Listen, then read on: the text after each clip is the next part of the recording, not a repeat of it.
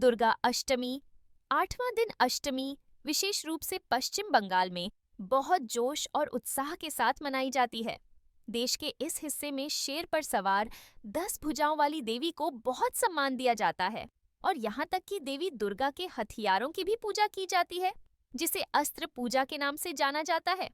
अष्टमी नवरात्रि त्योहार का 8वां दिन है और इस शुभ दिन पर भक्त देवी दुर्गा के लिए कठोर उपवास, भोज और पूजा करते हैं, जो शक्ति का प्रतीक है।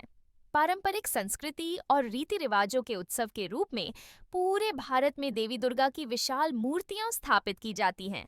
गुजरात में गरबा खेल के अम्बेमा की आराधना की जाती है, जबकि भक्तों के दर्शन और पूजा के लिए भिन्न स्थानों पर विशाल पूजा पंडाल स्थापित किए जाते हैं।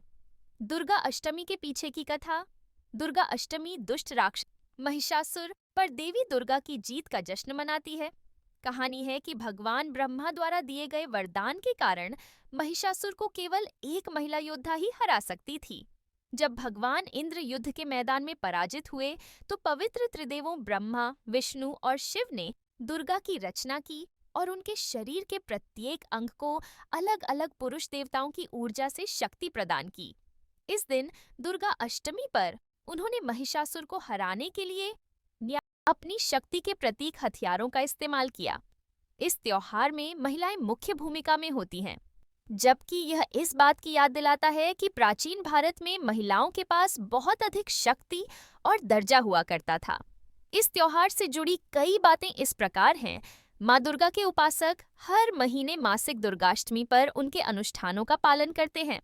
हालांकि नवरात्रि के दौरान जब उनके 9 रूपों की पूजा की जाती है, तो चैत्र नवरात्रि के दौरान 8वें दिन और उसके बाद शारदीय नवरात्रि पर दुर्गा अष्टमी की पूजा की जाती है। इस दिन माँ दुर्गा के 8वें स्वरूप की पूजा की जाती है। ऐसा माना जाता है कि माँ दुर्गा के 8 रूप उनसे उत्पन्न हुए थे और ये 8 शक्तियां हैं ब्राह्मणी, महेश्वरी, कौमारी, वैष्णवी, वाराही, नरसिंही, इंद्राणी और चामुंडा।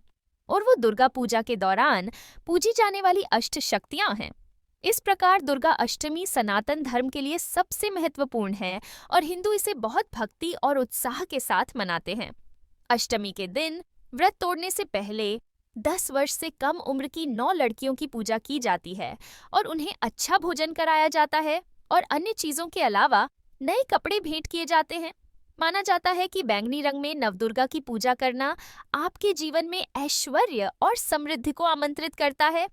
तो देवी का आशीर्वाद प्राप्त करने के लिए एक सुंदर बैंगनी पोशाक पहनने में संकोच न करें।